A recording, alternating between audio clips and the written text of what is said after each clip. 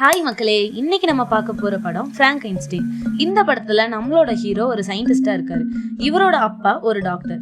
அவர் என்னதான் ஃபேமஸான டாக்டரா இருந்தாலும் பிரசவத்துல அவங்க அம்மாவையே அவரால் காப்பாற்ற முடியாம அவங்க இறந்துடுறாங்க. இதனால ஹீரோ மரணத்தையே வெல்ல நினைக்கிறாரு. இதனால அவரு இறந்த டெட் பாடிஸ் எல்லாம் வச்சு ஒரு உயிரினத்தை உருவாக்கணும்னு நினைக்கிறாரு. அது அழிவே இல்லாத மாதிரி இருக்கணும்னு நினைக்கிறாரு. ஆனா அந்த அழிவே இல்லாம அவர் உருவாக்குற உயிரினம் மனுஷ மாதிரி இல்லாம ஒரு அரக்க மாதிரி இருக்கு. அதனாலேயே மக்கள் எல்லாம் பார்த்து பயந்து ஒதுக்குறாங்க. கொஞ்ச நாள்ல சயின்டிஸ்ட் அவர் நினைச்ச மாதிரி அந்த உயிரினத்தை உருவாக்க முடியலன்னு அவர் கையாலேயே அதெல்லாம் அழிக்க நினைக்கிறாரு. அப்போ அந்த உயிரினம் அவர்கிட்ட இருந்து தப்பிச்சு ஒரு காட்டுக்குள்ள போய் அங்க இருக்கிற ஃபேமிலிக்கு ஹெல்ப் பண்ணுது. அங்க இருக்கிற மக்கள் எல்லாம் வனதேவதை தான் நமக்கு ஹெல்ப் பண்ணுது அப்படின்னு நினைக்கிறாங்க. ஒரு ஸ்டேஜ்ல தன்னோட பாஸ்ட பத்தி தெரிஞ்சுக்கிறதுக்காகவும் மறுபடியும் அது எங்கிருந்து ஓடி வந்ததோ அங்கேயே போய் தன்னோட உருவாக்குனவரை பத்தி தெரிஞ்சுக்க நினைக்குது.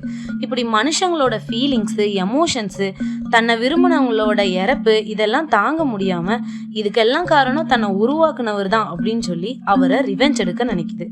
ஒரு மனுஷன் கடவுளா மாறினா நடக்கிற விளைவை பத்தியும், ஒரு படைப்பாளியோட படைப்பு தப்பா இல்ல இந்த சொசைட்டி தப்பான்ற கேள்வியையும் இந்த மூவி எழுப்புது. இந்த படம் நெட்ஃபிளிக்ஸ்ல அவைலபிளா இருக்கு. இதோட விஷுவல்ஸும் சினிமோட்டோகிராஃபியும் வேற லெவல்ல இருக்கு. இதை ஏன் தியேட்டர்ல ரிலீஸ் பண்ணாம போனாங்கன்னு தெரியல. டைம் இருந்தா செக் பண்ணுங்க. பாய்.